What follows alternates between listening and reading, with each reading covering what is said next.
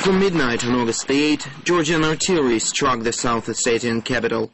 It came just hours after President Mikhail Saakashvili announced a ceasefire after several days of exchanges of fire between South Ossetian insurgents and Georgian troops.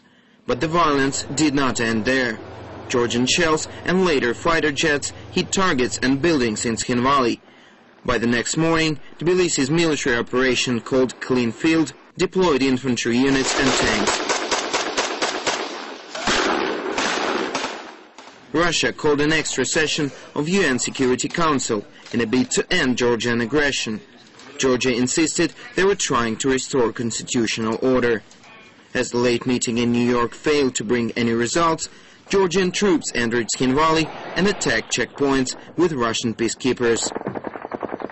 By Friday evening, the capital of the breakaway republic came under control of the Georgian forces. Civilians, along with journalists and peacekeepers, were taking shelter in basements. Tskhinvali was waiting for support. Taking into account that many in South Ossetia had Russian passports, President Dmitry Medvedev ordered to send elements of the 58th Army to the conflict zone.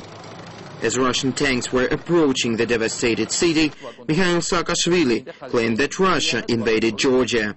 The West cautiously raised concerns. Initial reports said hundreds were killed in attacks on South Ossetia. On the second day of war, the shelling of Tskhinvali and the nearby villages continued. As Russian forces entered South Ossetia, heavy fighting broke out on the streets. Thousands of people were trying to flee the region.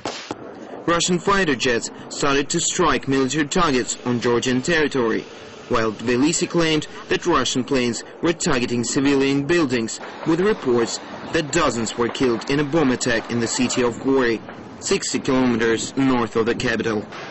By the middle of the third day, Georgian units had almost been pushed out of Tskhinvali. Another meeting of the United Nations Security Council again resulted in no decisions, but almost all envoys came forward to strongly criticize Russia, not Georgia, for its military actions. The fourth day started with Tbilisi announcing another ceasefire, but during the next 2 days, Georgian forces did not stop fighting and continued to shell South Ossetia. By that time, more than 35,000 people had fled into Russia's Republic of North Ossetia. On the fifth day, Dmitry Medvedev and his French counterpart Nicolas Sarkozy, who mediated the peace process, drew up a 6-point plan aimed at ending the hostilities. It was later signed by President Mikhail Saakashvili in Tbilisi.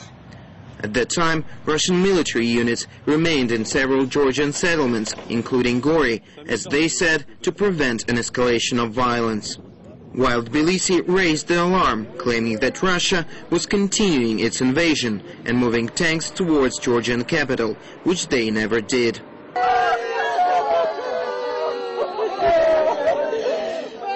The 13th of August, Medvedev declared a day of mourning across Russia, in memory of those who fell victims to Georgian aggression.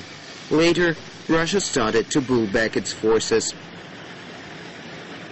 Kirill Karnovich, RT.